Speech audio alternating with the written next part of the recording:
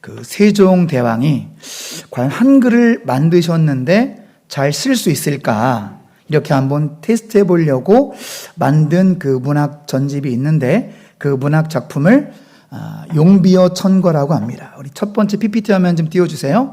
자, 용비어 천거라고 하는데, 자, 그 중에 그 2장에 보면은 이제 그 뿌리 깊은 나무라는 글이 여러분 예전에 공부하실 때 생각이 아마 나실 겁니다. 지금 보시는 저 한글이 600년 전의 한글이었어요. 자, 우리 한번 600년 전의 우리말 한번 같이 한번 읽어보실까요?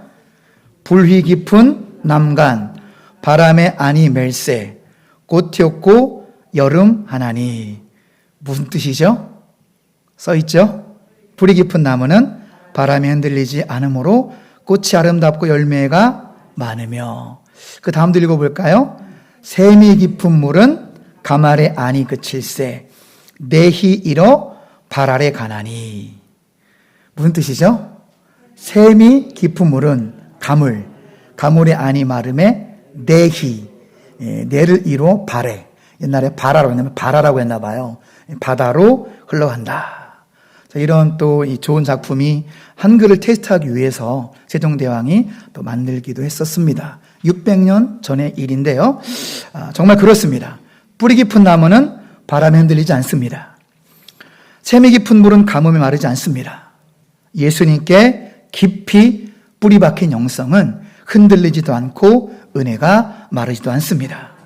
어떤 환난에도 요동하지 않고 언제나 풍성한 은혜가 마르지 않는 예수님께 깊이 뿌리 박힌 성도, 예수님께 깊이 뿌리 박힌 영성이 되시길 주님의 이름으로 축원합니다.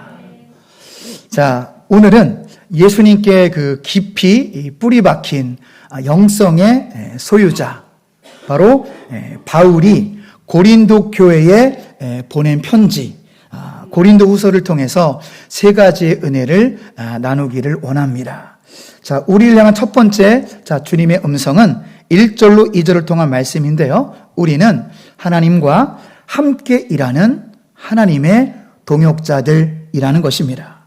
내가 하나님의 동역자라는 것이 복인 줄로 믿습니다. 이게 복인 거예요.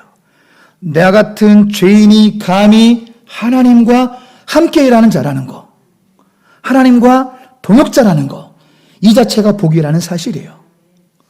여러분, 사실 하나님을 위해서 일한다는 표현은 사실은 어색한 표현이에요.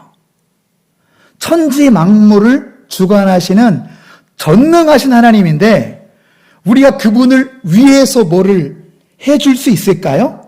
해드릴 수 있을까요? 우주를 주관하시는 분인데 우리가 그분을 위해서 뭐를 할 수 있을까요? 우린 하나님과 함께 일하는 자입니다. 하나님 말씀하시고 인도하시면 순종해야 될 자들임을 믿으시기 바랍니다. 우리는 따르는 자예요. 하나님이 모든 것을 주관하십니다. 우린 다만 따르는 거죠. 우린 순종하며 따라가는 것입니다. 그러면 어떤 일이 일어날까요? 시냇가에 심기운 나무같이 범사에 형통한 인생이 될 줄로 믿습니다. 우리가 얼마나 복된 자인지 우리 2절 말씀 다시 한번 읽어보실까요? 이르시되 내가 은혜 베풀 때 너에게 듣고 구원의 날에 너를 도왔다 하셨으니 보라 지금은 은혜 받을 만한 때요 보라 지금은 구원의 날이로다. 할렐루야. 바울은 지금 이사야 49장 8절을 인용하면서 자신의 사도성을 변호하며 동시에 하나님의 구원을 선포하고 있습니다. 보라, 바로 지금이 은혜 받을 만한 때요 보라 지금이 구원의 날이로다. 할렐루야. 구원의 때가 예수 그리스도 안에서 이미 도래했습니다. 지금 예수님 안에 머문다면 우리의 구원이 시작되었음을 믿으시기 바랍니다. 사랑하는 성도 여러분, 내가 지금 예수 그리스도 안에 있다면 구원이 시작되었음을 기뻐하고 또 기뻐하시기 바랍니다. 내가 지금 예수 그리스도 안에 머물고 있다면 풍성한 은혜가 시작되었음에 더 감사하시기 바랍니다. 내 평생의 목표가 예수 그리스도 안에 머무는 것, 내 평생의 목표가 예수 그리스도와 동행하는 것이 되시길 축복합니다. 우리 삶의 목표가 예수 그리스도 안에 머무는 것이 되고 내 인생의 목표가 예수 그리스도와 동행하는 것이 된다면 그것이 바로 하나님과 함께 일하는 자이고 하나님의 동역자라는 사실입니다. 할렐루야. 사랑하는 여러분, 우리 인생은 다 소중해요. 소중하지 않은 인생이 없습니다. 한 번밖에 없는 소중한 인생. 어떻게 살아야 성공한 인생일까요? 돈을 많이 벌어야 될까요? 막 유명세를 타야 될까요? 뭔가를 많이 일어나야 될까요? 그런 게 아닙니다. 하나님의 동역자로 살아가십시오. 내 이룬 것이 없고 가진 것이 없어도 하나님 나를 바라보실 때 너는 나의 동역자야 라고 인정받는다면 그 인생은 성공한 인생인 줄로 믿습니다. 그래서 오늘 1절, 2절 말씀을 통해서 우리 남은 인생 2021년부터 하나님의 동역자로 살아가기를 결단하시는 복된 성도님들 모든 가정 되시길 주님의 이름으로 축원합니다. 오늘 두 번째 메시지는요, 3절로 9절을 통한 주님의 음성입니다. 우리가 고난을 견디는 방식이 주님의 영광을 빛나게 함을 믿으시기 바랍니다. 당시 고린도 교회는 거짓 교사들이 너무나 많았어요. 악한 그들은 바울의 사도성을 비방하고 모함을 했습니다. 그 악한 교사들 따르는 몇몇 교인들도 바울을 비방하고 모함했습니다. 그런 분위기 속에서 지금 바울은 자기 자신을 자천하고 있어요. 거짓 교사들이 스스로를 추천하는 그 분위기, 교회가 막 분열이 되고 분쟁이 되고 바울은 고린도 교회를 바로잡기 위해서 4절 말씀 보실까요? 어떤 표현이 있습니까? 하나님 일꾼으로 자천하여. 자천이 무슨 뜻이냐면 쉬운 말이에요. 자천, 스스로 추천한다. 교회 질서를 바로잡기 위해서 거짓 교사들에 휘말리지 말아라. 스스로 나를 자천하는데 누가 진짜 사도인가? 누가 진짜인가? 고린도 교회 개척자인 나 바울을 비방하는 거짓 선지자가 진짜인가? 아니면 그리스도를 증거하기 위하여 죽음의 위협과 고난을 견디는 나 바울이 진짜인가? 나 바울은 개인적인 이익을 구하는 것이 아니라 직분에 합당한 자로 살기 위하여 매우 조심하였으며 많이 견디는 것과 환난과 궁핍과 고난과 매맞음과 갇힘과 난동과 수고로움과 자지 못함과 먹지 못함 가운데서도 그리스도를 증거하는 사명에 목숨을 걸었습니다. 누가 진짜 사도인가? 누가 진짜 지도자인가? 누가 진짜 그리스도인인가? 바울은 이 모든 고난을 믿음으로 묵묵히 견뎌냈습니다. 바울은 이런 고난은 자신에게 아무런 문제가 되지 않는다고 고백합니다. 바울이 고난을 믿음으로 견디는 태도는 주님의 영광을 빛나게 했습니다. 할렐루야. 우리 다 같이 오늘 본문 6절로 9절도 성경 보시면서 바울이 고난을 어떤 방식으로 견뎠는지 그 바울의 고난을 견디는 방식을 다 같이 배워볼까요? 6절로 9절 같이 읽습니다. 깨끗함과 지식과 오래 참음과 자비함과 성령의 감화와 거짓이 없는 사랑과 진리의 말씀과 하나님의 능력으로 의의 무기를 좌우에 가지고 영광과 욕됨으로 그러했으며 악한 이름과 아름다운 이름으로 그러했느니라. 우리는 속이는 자 같으나 참되고 무명한 자 같으나 유명한 자요 죽은 자 같으나 보라 우리가 살아있고 징계를 받는 자 같으나 죽음을 당하지 아니하고. 그렇습니다. 바울은 고난 속에서도 믿음으로 기뻐했습니다. 할렐루야. 바울은 생명의 위협을 받는 극심한 고난과 고통 가운데서도 바울은 주님의 능력을 붙들었고요. 기쁨을 잃지 않았고 바울은 생기와 기쁨으로 넘쳤습니다. 할렐루야. 사랑하는 성도 여러분, 지금 내가 겪고 있는 고난은 결코 헛되지 않음을 믿으시기 바랍니다. 지금 우리가 겪는 고난이 너무나 힘들지만 결코 헛되지 않다라는 사실입니다. 우리 인생치고 힘들지 않은 인생은 아무도 없습니다. 10대 청소년들이요, 10대 나름대로 고민과 고통과 고난이 있어요. 20대, 30대 청년들은 우리나라를 헬조선이라고도 부르고 3포 세대, 오포세대란 말이 나올 정도로 청년 나름대로의 고통의 시기를 보내고 있습니다. 40대, 50대, 60대 중년들은 인생의 황금기라고도 말할 수 있지만 아래로는 자녀들을 책임져야 되고 위로는 부모를 책임져야 되는 인생의 무게가 있어요. 70대, 80대, 90대 어르신들은 점점 몸에 힘이 빠져요. 예전 같지 않습니다. 그냥 힘이 쭉 빠지는 거예요. 면역력이 떨어지고 병은 몰려오게 돼 있어요. 그러니까 병이라는 게 증가가 되는 거예요. 이게 어르신이 그래서 힘든 거거든요. 젊을 때는 별로 안 아픈데 어르신이 되면 병이 늘어납니다. 온몸이 종합병원이 돼버리죠. 그리고 살아온 날보다 살아갈 날이 얼마 남지 않아서 하나님의 최후 심판을 준비해야 되는 그런 시기이기도 합니다. 그리고 우리 모두 중년이 넘어서 한 40대가 넘어서부터는 모든 인생들이 후회와 회한과 한을 가지고 있어요. 나는 배운 대로 살았는데 이루는 게 없는 것처럼 느껴지는 거죠. 나는 하라는 대로 했고 배운 대로 했고 나름 성실히 살았고 열심히 살았는데 뒤돌아보면 이루는 게 아무것도 없는 것 같은 그런 후회와 회한과 한이 누구에게나 밀려온다라는 거지요. 나는 무엇을 이뤄놨나? 난 도대체 인생에 남은 것은 무엇인가? 이런 한과 후회는 누구에게나 있다라는 것입니다. 그러나 사랑하는 성도 여러분, 절대로 후회하거나 아파하지 마시기 바랍니다. 인생은 해석입니다. 우리 인생은 하나님의 관점에서 해석되어져야만 합니다. 하나님의 평가가 진정한 평가입니다. 우리가 비록 세상적으로 내세울 것이 없을지라도 하나님께서는 우리가 고난을 믿음으로 견디는 그 과정을 기뻐하시고 축복하시고 영광을 받으십니다. 우리 고난 절대로 헛된 게 아니에요. 우리가 잘못 산 것이 아닙니다. 고난을 견디는, 고난을 믿음으로 견디는 이 자체를 주님은 성공이라고 말씀하심을 믿으시기 바랍니다. 하나님께서는 고난을 믿음으로 견디는 참된 성도에게 이렇게 말씀하십니다. 너 이런 형편에서도 감사하며 믿음을 지키는구나.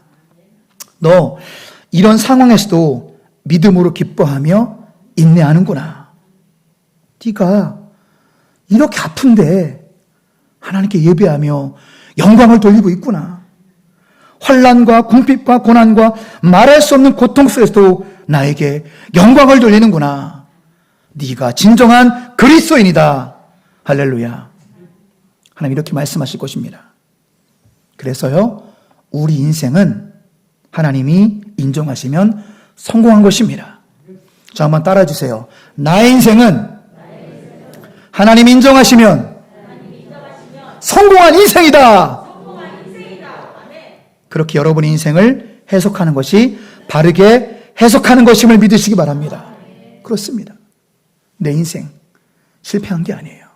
하나님이 내 인생을 인정하신다면 내가 고난 속에서 믿음을 견디는 그 방식과 과정을 주님은 보시고 네 인생은 성공한 인생이야. 주님이 인정하신 인생, 성공한 인생입니다. 할렐루야. 이렇듯 하나님은 우리가 고난을 믿음으로 견디는 방식을 통해서 주님은 영광을 받으십니다. 사랑하는 성도 여러분, 지금의 고난을 믿음으로 견디시기 바랍니다. 지금의 고난을 믿음으로 버티시기 바랍니다. 변하는 것 없고 답답한 일상이 계속되는 것 같아도 믿음으로 잘 견디시기 바랍니다. 그리하면 하나님께서 잘했다, 착하고 충성된 종아라고 여러분의 인생을 인정하실 것입니다. 불신 가족들도 우리가 고난을 믿음으로 견디는 방식을 보면서 아, 하나님 정말로 살아계시는구나 라고 느끼고 주님께로 돌아올 줄로 믿습니다. 할렐루야. 자, 세 번째 우리를 향한 주님의 음성은 10절 말씀인데요.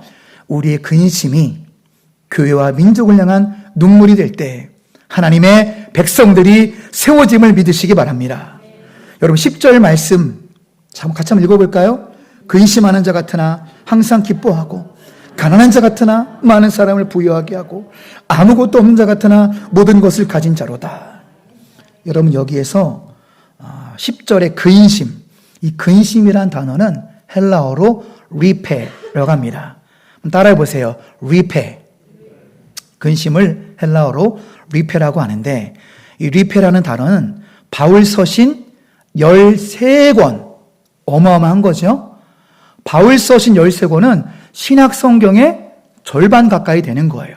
거기서 리페라는 단어가 23번 나오는데 그 중에 무려 18번이 어디에 나온다고요? 우리가 보고 있는 고린도 후서. 따라서 고린도 후서의 핵심 단어는 뭐라고요? 근심이라는 거예요. 고린도 후서의 핵심 명사이자 동사는 근심이에요, 근심. 그런데 더 중요한 것은 무엇이냐면 이 근심이 어떤 종류의 근심인가, 이게 더 중요하다라는 거죠. 자, 우리 로마서 9장 2절을 통해서 그 느낌을 한번 같이 받아볼까요? 나 형제 곧 고륙의 친척을 위하여 내 자신이 저주를 받아 그리스도에게서 끊어질지라도 원하는 바로라. 할렐루야. 이게 바울의 근심이에요. 내가 대신 저주를 받아 내가 대신 지옥에 갈지라도 내 민족이 구원받았으면 내 소원이 없겠다. 바울의 근심은 민족 복음화를 위한 근심이었다는 사실입니다. 두 번째 고린도후서 11장 28절 읽어볼까요? 이외의 일은 고사하고 아직도 날마다 내 속에 눌린 일이 있으니 곧 모든 교회를 위하여 염려하는 것이라. 바울의 또 다른 근심이 뭐냐면 바울이 세운 모든 교회들이 분열이 되고 분쟁이 생기고 아픔을 겪는 모습 보면서 날마다 나를 누르는 근심이 있다. 나 바울은 의식주로 근심하지 않는다. 나 바울은 생명을 위협하는, 지금 28절 위에는요, 나중에 보시면 다 뭐 칼의 위험, 강도의 위험, 다 생명을 위협하는 그런 고난은 I don't care. 나는 그런 고난을 고난이라고 부르지 않는다. 난 나의 생명의 위협을 나는 근심이라고 말하지 않는다. 내 근심은 뭐냐면은 내가 세운 교회들, 특히 고린도 교회, 이 교회만 생각하면 날마다 내 속에 눌리는 근심이 있다. 그런 근심을 말하고 있는 것입니다. 당시 고린도 교회 상황이 어떻습니까? 어떤 교인들은 영적으로 교만해서 성적인 죄를 저지르고 살았어요. 당시 이 고린도라는 이 도시는 그 이방 여신의 대형 신전이 있었는데 그 대형 신전, 그 여신전을 모시는 그 신전에 공적인 창녀가 1000명 있었어요. 공적인 창녀 1000명 있었는데 누구나 우상 숭배하는 사람들은 공적인 창녀들과 성적인 관계가 가능했어요. 그렇게 분위기가 음란했다는 거죠. 그러니 고린도 교회에 열빠진 남정네들이 기웃기웃거리고 그런 음행을 일삼 몇몇 성도가 고린도 교회에 있었습니다. 그리고 어떤 교인들은 영적 은사를 잘 사용해야 되는데 영적 은사를 남용하는 그런 무리들이 있었어요. 복음의 기초를 어지럽게 한 사람들도 있었습니다. 복음의 기본 가르침을 오해하게 만든 성도들이 있었어요. 어떤 교인들은 거짓 교사들을 추종하고 교회 분쟁과 분열을 일삼는 교회가 고린도 교회였습니다. 그런 교회를 바라보면서 그럼 바울은 가슴이 아팠어요. 내가 세운 교회가 이렇게 무너지고 있다니. 그래서 바울은 많은 눈물로 이 편지를 쓴 말씀이 고린도 후서라는 거죠. 우리 고린도 후서 2장 4절 화면 보시고 바울의 마음을 같이 읽어보겠습니다. 내가 마음에 큰 눌림과 걱정이 있어 많은 눈물로 너희에게 썼느니 이는 너희로 근심하게 하려는 것이 아니요 오직 내가 너희를 향하여 넘치는 사랑이 있음을 너희로 알게 하려 함이라. 바울이 지금 민족의 현실을 보고 지역교회 현실을 바라보며 눈물로 지금 편지를 쓰고 있습니다. 바울은 민족을 향한 근심, 교회를 향한 근심 때문에 눈물로 기도하며 지금 몸부림치고 있는 거예요. 바울의 근심은 사사로운 근심이 아니라 민족 복음화를 위한 근심, 교회를 향한 근심이었습니다. 교회가 바로 세워져야 되는데 대한 근심이었습니다. 사랑하는 성도 여러분, 오늘 세 번째 메시지는 바로 이것입니다. 우리의 근심이 교회와 민족을 향한 눈물일 때 하나님의 백성들이 세워지며 하나님의 나라가 확장될 줄로 믿습니다. 오늘날 우리 한국교회 상황이 어떻습니까? 우리 공주동합교회 상황은 어떻습니까? 우리는 고린도교회 다르다라고 우리가 속단할 수 있을까요? 우리 내면에, 우리 교회 내면에는 고린도교회 같은 모습의 잔재가 혹시나 남아있지는 않을까요? 오늘날 우리 민족의 정치 상황은 어떻습니까? 민주주의의 기본 정신이 여러분 뭐죠? 한번 같이 읽어볼까요? Of the people, by the people, for the people. 국민의, 국민에 의한, 국민이란 정체가 되어야 됩니다. 근데 우리가 지금 아픈 이유가 무엇입니까? 다들 열심히 한다고 말해요. 여당이든 야당이든 열심히 한다고 말하는데 정말로 국민을 사랑하고 정말로 국민을 위한 정치라고 느껴지지 않습니다. 그분들은 열심히 하신다고 열심히 하시지만 부인할 수 없는 것은 국민을 더 사랑하기보다는 당리당략을 위해서 피 터지게 싸우고 있는 모습을 우리가 목도하고 있잖아요. 참으로 안타까운 현실입니다. 오늘 이 나라 이 민족의 영적인 상태는 어떻습니까? 여러분, 우리나라 복음화율이 몇 프로인지 아십니까? 정확히 말씀드리면 10%가 되지 않아요. 중복된 통계라서 그렇지 실제 통계는 통계청의 조사가 650만이었거든요. 통계청의 조사도 중복된 거예요. 교회들이 정직하게 보고해야 돼요. 몇 명 모입니까? 정확히 출석을 우리 공주동합교회는 175명 합니다. 이렇게 보고해야 되는 건데 교회들이 어떻게 보고하냐면 제적은 300이요. 그럼 우리 교회도 300이에요. 그러면 그렇게 보고하니까 1000만, 1500만이 되는 건데 허수입니다. 허수. 실제는 500만도 안 돼요. 그러니 우리나라의 90% 이상이 불신자입니다. 민족의 영적인 현실이 암울해요. 청소년은 더합니다. 청소년 복음화율 3%, 청년들 복음화율 2%. 우리나라의 미래는 영적인 현실이 암울합니다.